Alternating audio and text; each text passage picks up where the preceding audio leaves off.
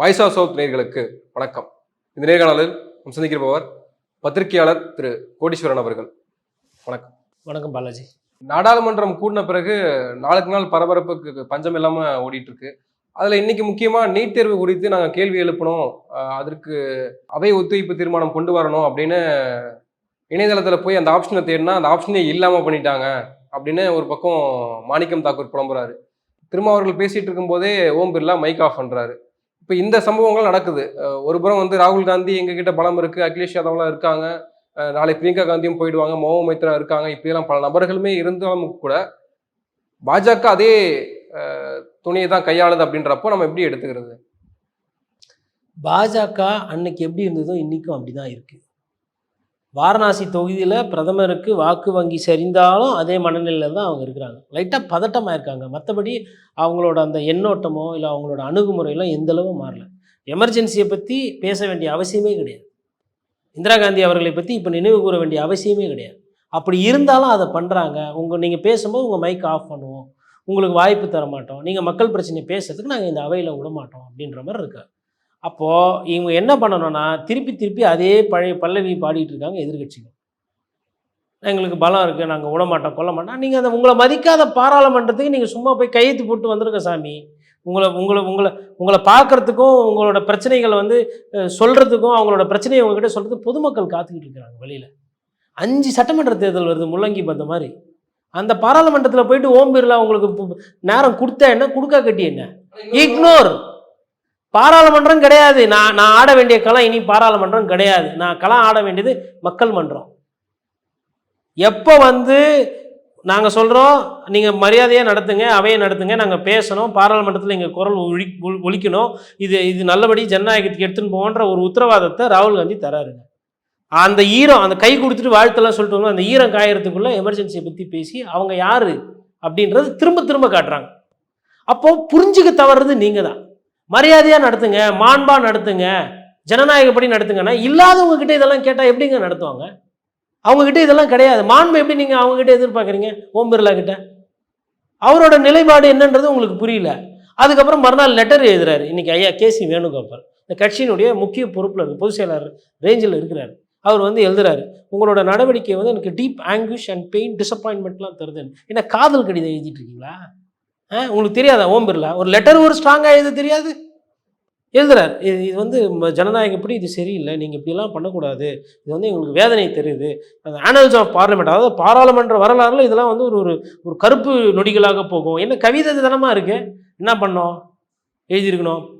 ஐயா, ஒரு சபாநாயகருக்கு வானவளாவிய அதிகாரம் இருக்குன்றதை நீங்கள் காட்டிட்டீங்க. கடந்த கால வரலாறெல்லாம் கோடிட்டு தீர்மானம் கொண்டு வந்துட்டீங்க. பிரதமரே ஜனநாயகத்தை நெறிகொழிச்சு ஜனநாயகம் இல்லாமல் எமர்ஜென்சி பண்ணால் அதை வந்து கண்டித்து பாராளுமன்றத்தில் தீர்மானம் போடுற அதிகாரம் எனக்கு இருக்குது, நெஞ்சுறுதி இருக்குது, பேராண்மை இருக்குது, வீரியம் இருக்குது, முதுகெலும்பு இருக்குது அப்படின்ற மாதிரிலாம் காட்டியிருக்கிறீங்க. அதே முதுகெலும்போட, அதே பேராண்மையோட, அதே நெஞ்சுறுதியோட தயவு செய்து மணிப்பூரில் நிறைய பேர் செத்தாங்க ஐயா, அதுவும் வந்து ஜனநாயக படுகொலை, அதுவும் கருப்பு தினம் தான். எமர்ஜென்சி எவ்வளோ மோசமோ அதே மாதிரி மணிப்பூரில் செத்தாங்க.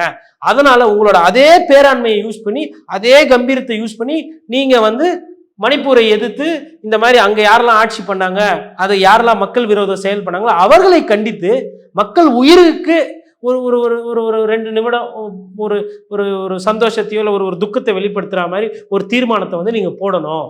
நீங்கள் பண்ணீங்கன்னா அப்போ யார் பண்ணாலும் தப்புன்னு கேட்குற அந்த ஒரு தைரியமான நபராக உங்களை பார்க்க முடியும். அப்படி நீங்கள் பண்ணலன்னா இந்த வேணுகோபால் உங்களை பார்க்கும்போதெல்லாம் கருப்பு ரிப்பனை போட்டுன்னு எதிரில் வந்து நிற்பேன். வாய் மூடி மௌனியா இருக்கிற சபாநாயகர்லாம் சபாநாயகராக இருந்தா என்ன, இல்லா கட்டி நன்றதை என்னோட செயல் உங்க முன்னாடி ஒவ்வொரு நாளும் நான் காட்டுவேன் அப்படின்னு சொல்லிட்டு டெய்லி போய் நிற்கணும் ஓம் பிர்லா முன்னாடி. சைக்காலஜிக்கலாக காலி பண்ணணுங்க. இதை விட்டு நீங்கள் செய்தது நடவடிக்கை எங்களுக்கு வருத்தம் தருகிறது, காங்கிரஸ் பேர் இயக்கத்துக்கு வழி தருது, வேதனை தருது, மாண்போட நடத்துங்க, மரியாதை நடத்துங்க, இல்லாதது எதுக்கு போய் அங்கே கேட்டுக்கிட்டு இருக்கீங்க? கிடைக்காதத என்ன கடிதம் எழுதுறீங்க? சரி, நீங்கள் ஒருத்தர் கடிதம் இன்னொருத்தர் எழுதணும். பேரவைத் தலைவர் எமர்ஜென்சிக்கே தீர்மானம் போட்டுட்டீங்க, நாங்கள் கூட பழசெல்லாம் நீங்கள் மறந்துடுவீங்க, புதுசாக ஆரம்பிப்பீங்க நீங்கள் நினச்சேன். நல்ல வேலை பழச ஆரம்பிச்சிங்க. இந்த ஹெலிகாப்டர் கொடுக்காததுனால சிப்பாய்கள் 40 பேர் செத்தாங்க, அதற்கு காரணம் பாஜக அரசுன்றாங்க. செத்தவங்களுக்கு வந்து நினைவு கூர்ந்து நல்லதொரு தீர்மானம் போட்டு இனிமேல்ட்டு இந்த மாதிரி நடக்கக்கூடாதுன்னு சொல்லிட்டு ஒரு கருத்தை சொன்னீங்கன்னா இதுக்கப்புறம் யார் ஹெலிகாப்டர் கேட்டாலும் கொடுத்துருவாங்க, ஜவான்கள்லாம் சாக மாட்டாங்க, உங்களுக்கு புண்ணியமா போவோம், உங்களோட மாண்பு வாழ்க, சபாநாயகர் வாழ்க, வீரியம் வாழ்க, பேராண்மை வாழ்க, ஈவன் காங்கிரஸ் உறுப்பினர் தயவு செய்து தீர்மானத்தை போடுங்க, இதோ என் கோரிக்கை. ஏன்டா எப்பா அதை பத்தி பேசணுன்ற அளவுக்கு அரசியல் பண்ணும் ஒவ்வொருத்தரும். அதை விட்டு கடிதம் எழுதுறீங்க, பேச விடலை, பேச விடமாட்டாங்க. எப்படி பேச விடுவாங்க? அவங்களுக்கு அவ்வளோ தைரியம்லாம் கிடையாது. நீங்கள் பேச வேண்டிய இடம் வேறு, மாற்றுங்க, இடத்த மாற்றுங்க, வெணுவை மாற்றுங்க. இப்போ நான் வரலப்பா, உங்கள் ஆட்டத்துக்கே வரல, நான் போய் பேச வேண்டிய இடம் உத்தரப்பிரதேசம், அடுத்த 10 சட்டமன்ற தேர்தல் நடு, நான் போய் பேச வேண்டிய இடம் மகாராஷ்டிரா, நான் போய் இதுக்கப்புறம் பேச வேண்டிய இடம் ஜார்க்கண்ட், நான் போய் இதுக்கப்புறம் பேச வேண்டிய இடம் ஹரியானா, நான் இதுக்கப்புறம் ஃபோக்கஸ் பண்ண வேண்டிய இடம் டெல்லி, இதுக்கப்புறம் நான் ஆட வேண்டிய களம் பீகார். போதும், இதெல்லாம் ஜெயிச்சு முடிச்சுட்டு அதுக்கப்புறம் வர நான் பாராளுமன்றத்துக்கு 5 இடத்துல சிஎம் சீஃப் மினிஸ்டரா இந்திய கூட்டணியில தலைவரை உட்கார வச்சுட்டு வந்துட்டு நான் பார்க்குறேன் ஓம் பிர்லாவை. சந்திரபாபு நாயுடு சொன்னாரு, செஞ்சாருங்க. நான் சிஎம்மா தான் வருவேன், திருப்பி நான் வரும்போது ஒரு சில சாஸ்டெல்லாம் நடக்கும், நீங்களாம் என்ன கதி ஆகுறீங்க பாருங்கன்னு சொல்லி அடிச்சாரு. அது அரசியல் ஆளுமை, அது அரசியல் தன்மை. இதெல்லாம் சுத்தி பார்த்தாலுமே எடுத்துக்காட்டு இருக்கு.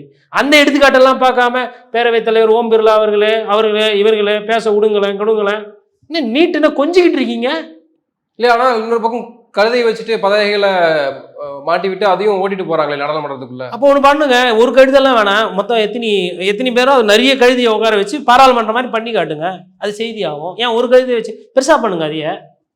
இந்த நாட்டில் நாங்கள் அரசியல் பண்ணுறதுக்காக பஞ்சம், அவ்வளோ தப்பு, அவ்வளோ பிரச்சனை இருக்குங்க, அவ்வளோ பிரச்சனை டசனாக இருக்குது மக்களுக்கு எதிர்த்த மாதிரி. எதிர்கட்சியாக இருக்கிறது ரொம்ப சுலபங்க, ஆள்றது தான் கஷ்டம். ஒரு சைடு ஊழல் பண்ணணும், ஒரு சைடு யாருக்கும் தெரியாமல் கொள்ளையடிக்கணும், ஒரு சைடு சாதி அரசியல் பண்ணி விடணும், ஒரு சைடு கெட்ட அதிகாரிகளாம் பொறுப்புல வைக்கணும், பத்திரிகையாளர்களை சந்திக்காமல் ஓடணும். ஆளுகின்ற அரசுக்கு எவ்வளோ பிரச்சனை இருக்குது, எதிர்கட்சிக்கு அதெல்லாம் எதுவுமே கிடையாது. வெறும் மக்கள் பிரச்சனை பேசணும். அதை அழகாக பண்ணிட்டு போகிறதுல வந்துட்டு நீங்கள் வந்து ஒரு சுணக்கம் காட்டுறீங்கன்னா, ஃபஸ்ட்டு நாளே அவர் என்ன அமைதியாக நடத்துறது, அன்றைக்கே விட்டுறக்கூடாதுன்ற அவரை. இந்த பூங்கொத்து குத்திங்க பார்த்தீங்களா, அங்கே பண்ணிங்க நீங்கள் தப்பு. ஜனநாயக மாண்பு எதுக்கு பூங்கொத்து? பேசுறதுக்கே அனுமதி கொடுக்க மாட்டார், அவருக்கு எதுக்கு பூங்கொத்து? இதே சபாநாயகர் தானே ராகுல் காந்தியோட பதவி போன பொழுது கவுன்சில் டிபார்ட்மெண்ட்டுக்கு லெட்டர் வர்றதுக்கு முன்னாடி பதவியை பறிச்சவர். வழக்கமாக என்ன நடக்கும், கோர்ட் ஆர்டர் காப்பி வரணும், ஆர்டர் காப்பி வந்து நான் ஆஸ் பர் ப்ராசஸ்னு அங்கே நியூஸ் பிரேக் ஆன உடனே பதவி பறிக்கப்பட்டுச்சுங்க ராகுல் காந்திக்கு. இவர் எப்படி மாறி இருப்பாரு? அவங்களுக்கு ஒரு 100 சீட்டு குறைஞ்சதுனால அவர் மாறி இருப்பார் நீங்க நினைச்சீங்கன்னா அவங்க மாற மாட்டாங்க, பதட்டத்தில் இன்னும் மோசமா பண்ணுவாங்க. புரிஞ்சுக்கணும் யார் எப்படி நடந்துக்குவாங்கன்னு, அதுதான் அரசியல் நோக்கம். அது ஒரு விஷனரி இருக்கணும். இவங்க வந்து இதுக்கப்புறம் மோசமா போவாங்க. இதோட நிற்காது, இந்த கட்சி காங்கிரஸ் கட்சியிலேருந்து கொஞ்சம் பேரை கைட்டி எடுத்துகிட்டு போய் வேற கட்சியில் சேர்ப்பாங்க, இல்லை பிஜேபியில் சேர்ப்பாங்க, இல்லை ராஜினாமா பண்ண சொல்லுவாங்க. இதை வந்து நாங்கள் கண்டிக்கிறோம், இது இந்திய வரலாறு, இது மாதிரி நடந்திருக்கக்கூடாது, வரலாறு உங்களை மன்னிக்காது, இதை தான் பேசுவீங்களா? அப்போ நீங்கள் மக்கள், அதாவது பாராளுமன்றத்தை மறந்துடுங்க. நீங்கள் ஆட்சிக்கு வந்திருக்கணும், வரல, இனிமேல்ட்டு மக்கள் மன்றம் தான் உங்களுக்கு தீர்ப்பு. பாரத் ஜோடோ யாத்திரை திருப்பி ஆரம்பிங்க, திருப்பி 5 மாநில சட்டமன்றத்துக்கு தேர்தலுக்கு கமிட்டியை போடுங்க, போய் தேர்தல் வேலையை பாருங்கள், போய் மக்களை பாருங்கள், மக்கள்கிட்ட போய் சொல்லுங்கள், மக்களோட பிரச்சனையை பேசுங்க, மக்கள்கிட்ட நியாயம் கேளுங்க, அதான் உங்களுக்கு வழிவகை வரும். திருப்பி ஓம் பிர்லா கிட்ட போய் உட்காந்துக்கின்னு 2 மணி நேரம் பேசிட்டு அவங்க வெளியில் போடுவாங்க, அப்புறம் போய் டீ காஃபி டிஃபன் சமோசா பப்ஸ்லாம் சாப்பிட்டு திருப்பி மறுநாள் காலையில் போயிட்டு அந்த பாலிடிக்ஸ்லாம் இனிமேல்ட்டு அதெல்லாம் லாலா ரவி சாஸ்திரி அவங்க பீரியடில் அந்த பீரியடோட முடிஞ்சு போச்சு. அதெல்லாம் இனிமேல்ட்டு அந்த மாதிரி அரசியலுக்கு அறிஞர் அண்ணா அன்னைக்கு பேசினாருன்னா பாராளுமன்றத்தில் கண்ணியமிகு தலைவர்கள் இருந்தாங்க, கேட்டாங்க, ரசித்தாங்க. இன்றைக்கெல்லாம் இல்லை, இன்றைக்கெல்லாம் அந்த மாதிரி அரசியல் ஆளுமைகள் இல்லை. அதனால் அங்கே பேசுறது அங்கே ரயிலில் வந்து விபத்து ஆகிருக்குது, அது வந்து ஒரு பிரச்சனையாக்க முடியல உங்களால். தொடர்ந்து 4வது முறையாக ஒரு பிரிட்ஜு கொலாப்ஸ் ஆகிருக்கு பீகாரில். அப்போ பிரச்சனைகள் இருக்குது.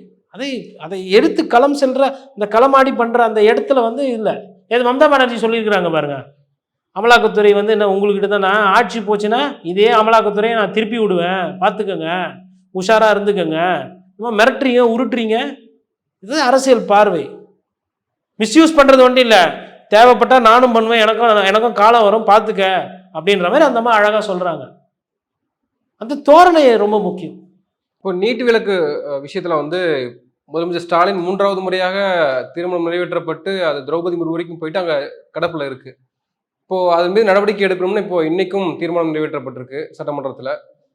நீங்கள் சொன்னது போல் மம்தாவும் வந்து நீட் விலக்கு குறித்து பேசுகிற பொழுது இது மாநில அரசுக்கிட்ட விட்டுட்டுருங்க, நாங்க பாத்துக்கிறோம், நாங்க தீர்வு நடத்திக்கிறோம் அப்படின்னு அவங்க சொல்றாங்க. அப்போ இந்த நீட் விவகாரம் அப்படின்றது இப்போ வட இந்தியால எந்த அளவுக்கு அது பேசுபொருள் ஆகிருக்கு? அது ஒரு தீர்வு கிடைக்குமா? பாஜக அரசு அதுல பின்வாங்குமா? நீங்க என்ன பாக்குறீங்க? இன்னைக்கு நீட் தமிழக பிரச்சனை கிடையாது. ஒட்டுமொத்த இந்திய மாணவர்களோட பிரச்சனை. ஒட்டுமொத்த இந்தியாவில் அது பிரதிபலிக்குது. மகாராஷ்டிராவில் வேண்டான்றாங்க, வெஸ்ட் பெங்காலில் வேண்டான்றாங்க, ஆந்திராவில் பிரச்சனை, தமிழகத்தில் ஆல்ரெடி இருக்குது, கேரளாவில் வேண்டவே வேண்டான்றாங்க, நிறைய மாநிலம் இன்றைக்கி வேண்டானது. ஆனால் பாரதிய ஜனதா கட்சி தங்களோட இருமாப்பை காட்டிக்கிறதுக்கும் அவங்களோட அந்த நான் நினைக்கிறது தான் கரெக்டு அப்படின்ற மாதிரி இருக்காங்க.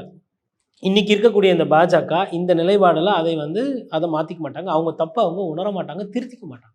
சிபிஐ போய் பாட்னாவில் அரெஸ்ட் பண்ணுறாங்க, சிபிஐ போய் குஜராத்தில் டீட்டெயில்ஸ் எடுக்கிறாங்க.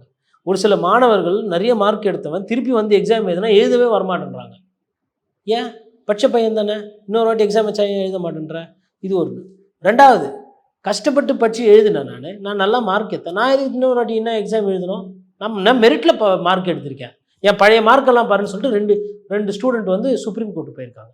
எவ்வளோ பெரிய பிரச்சனையை மாணவ சமுதாயத்துக்கு உருவாக்கி விட்ருக்காங்க. ஆனால் இதை அப்படியே எதுவுமே நடக்காத மாதிரி பாரதிய ஜனதா கட்சி அப்படியே கடந்து போகப்பாரு. இந்த மாதங்கள், இந்த நாட்கள் வீணாக போனது, விரயமானதெல்லாம் யார் திருப்பி தருவாங்க மாணவர்களுக்கு? அப்போது இதுதான் பிரச்சனை. ஆனால் இந்த பிரச்சனைக்கு தீர்வு இன்றைக்கி பாஜக கொடுக்கணும், கொடுக்காது. இந்த பிரச்சனைக்கு காரணமே பாஜக தான். அந்த நல்ல எண்ணம், நல்ல குணம் இருந்தால் அவங்க மற்றவங்க சொல்கிறத கேட்பாங்க. அவங்களுக்கு அது இல்லை. அப்போ சரி, இப்போ காங்கிரஸ் கட்சியோ திமுகவோ இதில் என்ன பண்ண முடியும் அப்படின்னா, அரசியல் அழுத்தம் தான் கொண்டு வர முடியும். நீங்கள் தீர்மானம் போட்டு திரௌபதி முர்முக்கு அமிச்சிங்கன்னா, ஆல்ரெடி 3 வாட்டி அமிச்சப்போ தூக்கி அது எப்படி கிணப்புல போட்டு உப்பு ஊறுக்காய் மிளகெல்லாம் போட்டு ஊறுக்காய் போட்டாங்களோ அதே மாதிரி இதையும் ஊறுக்காய் தான் போடுவோம். சொல்லுங்கள், அடுத்த முறை திரௌபதி முர்முலாம் வந்தாலாம் முக்கியத்துவம்லாம் கொடுக்காதீங்க. தமிழகத்துலேருந்து ஃபைல் வந்தால் கையெழுத்து போடல, அப்புறம் நான் ஜனாதிபதி, அப்புறம் நான் செங்கோல், யாருன்னா எம்எல்ஏ கவுன்சிலர் விட்டு அனுப்புங்க. மரியாதை கொடுக்கலாம், யாரை வச்சு கொடுக்கணுமோ அங்கே கொடுங்க. அந்த நெஞ்சுரி, அந்த தைரியம் வரணும். அதுதான் அவங்களுக்கு ஒரு அழுத்தத்தை கொடுக்கும். அடடே நம்ம தப்பு பண்ணுறோமோ, மக்கள்கிட்ட இதை பிரச்சாரம் பண்ணுங்க.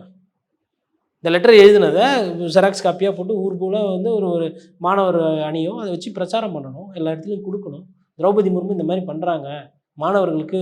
அவங்க அட்லீஸ்ட்டு பிஜேபி ரைட்டு, ஒரு கட்சி, அரசியல் கட்சி, நாங்களே பண்ணால் எங்கள் கௌரவ கேடாயிடும், அதனால் நாங்கள் பண்ண மாட்டோம். உடனே ஜனாதிபதி இது ஏதோ தவறு நடந்திருக்கு, மாணவர்கள் இவ்வளோ பேர் இது பண்ணியிருக்காங்க, நான் ஒரு முன்னுதாரணமாக இருந்து நான் இதை பரிசீலனை பண்ணோம், கமிட்டி பண்ணோம், இல்லை ஒரு சிலதெல்லாம் மாற்றணும், அதை மாற்றுறேன், இல்லை ஒரு சிலது ரத்து, எந்தெந்த மாநிலம் ரத்து கேட்குதோ அந்தந்த மாநிலம் ரத்து அப்படின்ற மாதிரி ஒரு நகரம் நவுத்தலாம்ல. வெறும் கடிதம் போடுறது, தீர்மானம் போடுறதுலாம் ஒன்றும் கிடையாது. அதெல்லாம் சும்மா ஏமாத்துற வேலை, யார் பண்ணாலும் அதான். இன்னொரு வாட்டி கடிதம் எழுதினா போகுது. அதான் நான் சொன்னேன், கேகே விகேசி வேணுங்கப்பா லெட்டர் எழுதினாருன்னு, ஓம் பிர்லாக்கு அதே கதை தான். ஏன்னா அவர் கொஞ்சம் காட்டமாக எழுதியிருப்பார். இது நீங்கள் ஜனாதிபதின்றனால ரொம்ப காட்டமாக எழுத முடியாது, ஒரு மாண்பாக எழுத முடியும். உச்சநீதிமன்றம் 2 மாணவர்கள் நாடி இருக்காங்கன்னு சொன்னீங்களே, இப்போ உச்சநீதிமன்றத்துல நல்லா கேட்பாங்க, பொறுமையாக கேட்பாங்க, எதுவுமே தெரியாத மாதிரி கேட்டுட்டு அப்புறமா அட்ஜர்ன் பண்ணுவாங்க. அதான் நடந்துகிட்டு இருக்குது. எல்லாத்துக்கும் எங்கள் ஐயா நீதியரசர் சந்திரசூட் தள்ளிட்டு தீர்வு கொடுக்க முடியாது. இன்றைக்கி கூட பேட்டி கேட்டுருக்குறாங்க அவரை, நீங்கள் தலைமை நீதியரசனால் அரசியல் அழுத்தம் இருந்ததான்னு. இல்லை, இதுவரைலாம் எதுவும் இல்லை அப்படின்றாரு. ஆனால் அவரை பாஜகவினர் எவ்வளோ விமர்சனம் பண்ணுறான்னு எனக்கு ஒரு பத்திரிகையாரனா தெரியும். மறைமுக அரசியலில் அழுத்தம் அவருக்கு கண்டிப்பாக இருக்கும், இல்லாமலாம் இருக்காது. எல்லாத்துக்கும் ஒரு நீதியரசர் காப்பாற்ற முடியாது. அப்போது நான் என்ன கேட்குறேன்னா, இதெல்லாம் சோமோட்டு பெட்டிஷனாக எடுக்கணும். கான்ஸ்டியூஷன் 226 இருக்குது, சுப்ரீம் கோர்ட்டுக்கு இன்னும் அதிகமான பவர்ஸ் அண்ட் ப்ரொவிஷன்ஸ் இருக்குது. டெமோக்ரஸியை காப்பாற்றுற அந்த கடைசி ஆயுதம் உச்சநீதிமன்றமும் உயர்நீதிமன்றம். மாணவர் கஷ்டப்படுறத கண்ணெதிரில் பார்க்குறீங்க. நீங்கள் அன்றைக்கி சுப்ரீம் கோர்ட்டில் ஆர்டர் கொடுத்தீங்க, அவங்க எடுத்துன்னு வந்ததுக்கு ஓகேன்னு, இன்றைக்கி பாதிக்குது. அன்றைக்கி சொன்னப்போ தெரில, தமிழகத்திலேருந்து சொன்னாங்க தெரில, அன்றைக்கி திமுகவுக்குமே புரியல இதோட பிரச்சனை என்னென்னு, அன்றைக்கி காங்கிரஸுக்குமே தெரியல இது பண்ணக்கூடாதுன்னு பண்ணிட்டாங்க. அதுக்கப்புறம் அவங்க ஸ்டாண்டை மாற்றுறாங்க, கோர்ட் இல்லை இது சென்டர் பார்த்துக்கும் அப்படின்னாங்க. இன்றைக்கி தடுக்க முடியல.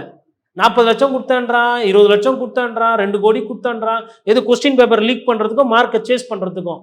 அப்போ உங்களால் இது பண்ணி சரி செய்யறதுக்கு முடியல, தீர்வு கொடுக்க முடியல, எதுக்கு அப்போ அதை வச்சுக்கிட்டு கஷ்டப்படுத்தி எல்லாரையும் பாதிப்புக்குள்ளாகணும்? யாரை ஏமாத்துற வேலை இது? எந்த மாணவர்களை மருத்துவர்கள் ஆக முடியாமல் தள்ளி வைக்கிற வேலை இது? உங்கள் வேலை இது இல்லைல்ல. உங்களுக்கு ரோடு கான்ட்ராக்டு, டேமுக்கு கான்ட்ராக்ட் பண்ணுறது, சுங்கவரி வாங்குறது, இன்கம் டேக்ஸ் பத்தலையா? நீட்லேயும் மருத்துவத்திலையும் இந்த மாதிரி எல்லாம் பண்ணி சம்பாதிக்கணுமா கட்சிக்காரங்க? சுற்றி அரெஸ்ட் பண்ணுறதுலாம் யார் பாருங்க, கட்சிக்காரன் தானே. எந்த பணம் உங்களுக்கு வேணும், எதில் தலையிடணும், எதில் தலையிடக்கூடாதுன்னே தெரியலையே. ஒரு சைடு சாராயத்தையும் நடத்துறீங்க, இந்த மாதிரி நீட்டு இந்த மாதிரி விஷயத்தையும் தனியாருக்கு கொடுத்துட்டு ப்ரைவேட் என்ட்ரன்ஸ் எக்ஸாம் கோச்சிங் எல்லாம் வச்சுக்கிட்டு மக்களை பாதிப்பு உள்ளாகிறீங்க? என்னதான் வேணும் உங்களுக்கு? ஏன் இப்படி இப்படி ஒரு கொள்கை முடிவுன்னு நீங்கள் எடுக்கிறீங்க, நல்லதுன்னு சொல்கிறீங்க, ஆனால் அது நல்லதா தெரியலையே. தேர்வு எழுதுறவங்க சம்மந்தப்பட்ட மாணவர்கள் அவங்க சொல்கிறாங்க வேணான்னு, we want justice, we want ரிலீஃப்ன்றாங்க. புரியலையே. கண்ணு இருந்தும் குருட நாயனன், காது இருந்தும் செவிட நாணயம் மாதிரி இருக்கிறீங்க. அதே தான் விவசாயிகள் இந்த மசோதா சட்டம். விவசாயம் பண்ணுறவங்களுக்கு தெரியும்ல என்ன வேணும்னு. நீங்கள் ஒரு 3 சட்டத்தை கொண்டு வந்தீங்க. அந்த 3 சட்டத்தை விவசாயிகள் போராட்டம் பண்ணி உயிர் தியாகம் செஞ்சு நீயா நான் பார்த்துக்கலாம் வான்னு சொல்லிட்டு ஆட்சியாளர்களை மண்டிட்டு அதை வந்து திரும்ப பெறப்பட்டுறாங்க. ஏன்னா தேர்தல் பயம். இதை கண்டி நீ பொண்டிப்பாரு, ஒத்த ஸ்டேட்ல நீ ஜெயிக்க மாட்டேன், விவசாயி இருக்கிற ஸ்டேட்டு. அவங்க கொடுத்த அந்த பயம் அது ரத்தாச்சு. அதே மாதிரி வழக்குனா என்னன்னு தெரியாது, வக்கீல் வாதம் என்னன்னு புரியாது, சட்டம் தெரியாது. ஆட்சி அதிகாரம் இருக்குன்றதுக்காக 3 சட்டத்தை மாற்றி போட்டீங்க. ஊரில் இருக்கிற எல்லா பார் கவுன்சிலு வழக்கறிஞர்கள் பிரிவும் இன்னைக்கு போராட்டம் அறிவிச்சிருக்கிறாங்க, எதிர்ப்பு சொல்றாங்க. அவங்க விஷயத்துல நீங்க எதுக்கு போய் புகுந்தீங்க? நீதி அரசர்களுக்கு தெரியாதா? வழக்காடு மன்றத்தில் இருக்கிற வல்லுநர்களுக்கு இது தெரியாதா? ஆங்கிலத்தில் இருக்கிறத அப்படியே மொழியாக்க தமிழுக்கு பண்ணும்போதே ஒரு சில பிரச்சனைகள் வருது. சட்ட ரீதியாக வார்த்தைகள் மாறும்போது அந்த சட்டத்தினுடைய சரத்து வந்து பிரச்சனைகள் இருக்குது. இது மாதிரி நிறைய பிரச்சனைகள் இருக்குது.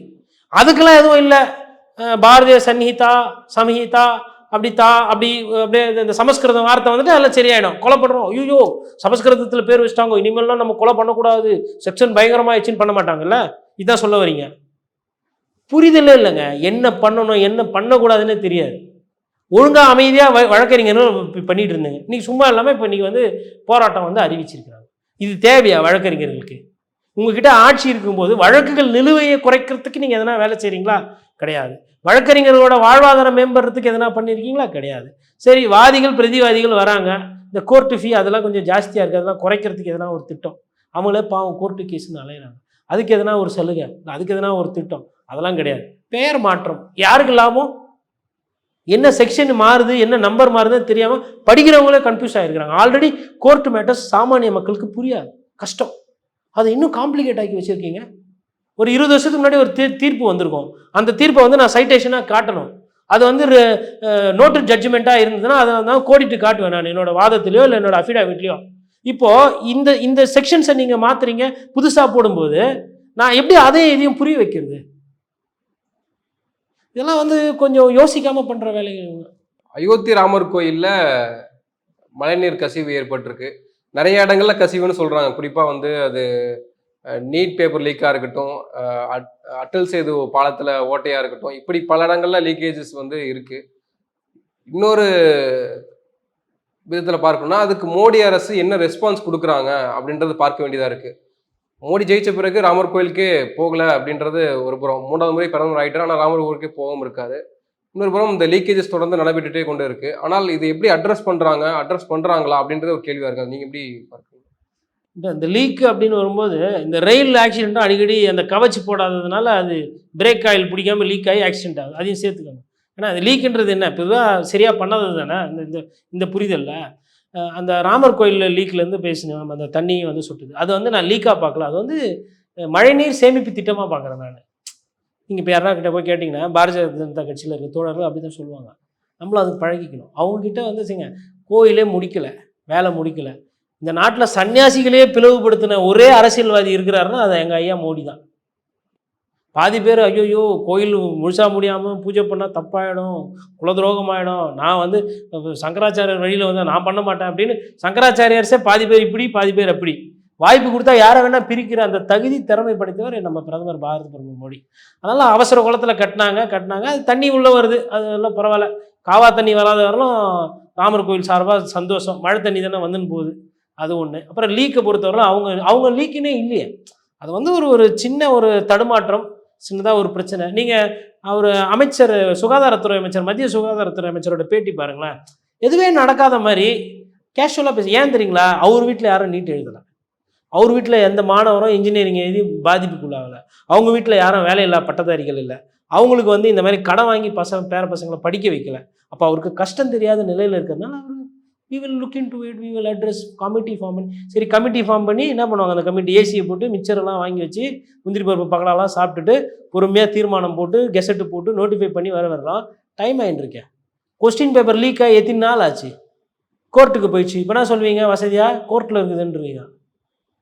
அப்போ எல்லாம் செட்டிங் பண்ணி டிலே பண்ணிக்கிறீங்களா? ஒரு வாட்டி லீக் ஆச்சுன்னு தெரிஞ்சில்ல, டக்குன்னு அடுத்த ரிஃபார்ம் என்ன? சரி, திருப்பி தேர்வு எழுதுறதுக்கு யார் தயாராக இருக்கீங்க? யார் தயாராக இல்லை? ஒரு கருத்தாய்வு கூட்டம், இல்லை ஒரு லாஸ்ட் டே என்ட்ரி. எப்போ யாரெல்லாம் திருப்பி டெஸ்ட் எழுத தயாராக இருக்கீங்க, யார் யார் தயாராக இல்லை? ஒரு முடிவுக்கு வாங்க, ஒரு தீர்வை கொடுங்க. பிரச்சனையை உருவாக்க தெரியுது இல்லை, பிரச்சனைக்கு தீர்வு எங்க? பிரச்சனைக்கு தீர்வு ஒரு அரசாங்கத்தால் கொடுக்க முடியலன்னா எதுக்கு அதை வந்து நடத்தணும்? எதுக்கு அதை வந்து கட்டின்னு அழுவணும்?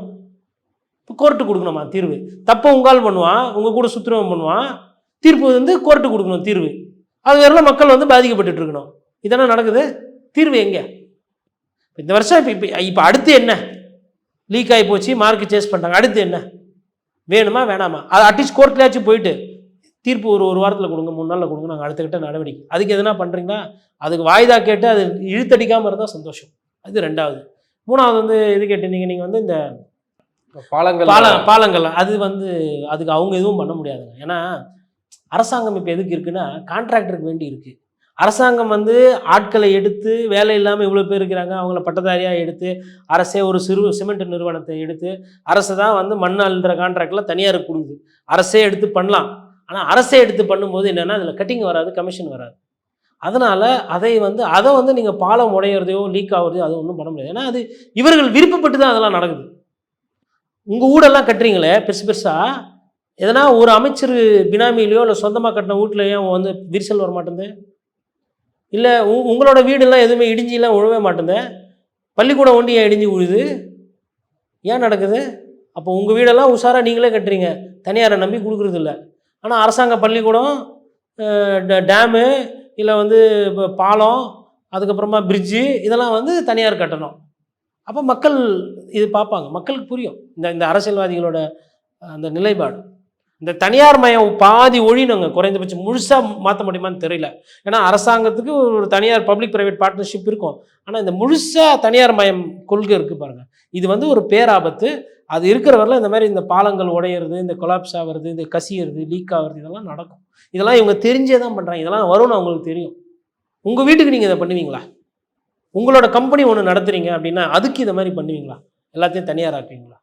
நீங்கள் அந்த செலவை மிச்சம் பண்ண பார்ப்பீங்க, நல்லா தரமான ஒரு கட்டடமாக கட்டணும்னு பார்ப்பீங்க. அப்போ அரசு சொத்து, அரசு உடைமைகளை வந்து இந்த மாதிரி தனியார் கான்ட்ராக்ட் கொடுக்குறீங்கன்னா நான் அபத்தமாக சொல்வேன், உங்களுக்கு அந்த கான்ட்ராக்டர் கொடுக்குற அந்த கமிஷன், அந்த கேவலமான பணம் உங்களுக்குலாம் தேவைப்படுது. அதனால தான் ஆட்சியில் இருக்கிற எல்லாருமே, மத்திய அரசு, மாநில அரசு, எல்லா மாநிலத்திலையும் யாருமே வந்து அந்த பழைய நிலைமைக்கு போக மாட்டேன்றாங்க. பிரிட்டிஷ்காரங்க இங்கே வந்து பண்ணாங்க, பிரிட்டிஷ் கான்ட்ராக்ட்லாம் விடலை, அவங்க ஆளையே வச்சு அவங்க ஆளே கட்டினாங்க. அப்படி தான் ரயில் கட்டினாங்க, அப்படி தான் பாலம் போட்டாங்க, அப்படி தான் டேமு கட்டினாங்க. ஏன்? எதில் வியாபாரம் பண்ணோம், எதில் வியாபாரம் பண்ணக்கூடாதுன்னு அவங்களுக்கு தெரிஞ்சுது. உங்களுக்கு அப்படி இல்லை. யார் 10 ரூபா கொடுத்தாலும் அதை கை நீட்டி வாங்கிக்கிறீங்க. நன்றி. நிறைய விஷயங்களை தெளிவுபடுத்திருக்கீங்க. உங்கள் நேரத்துக்கு மிக்க நன்றி. நன்றி.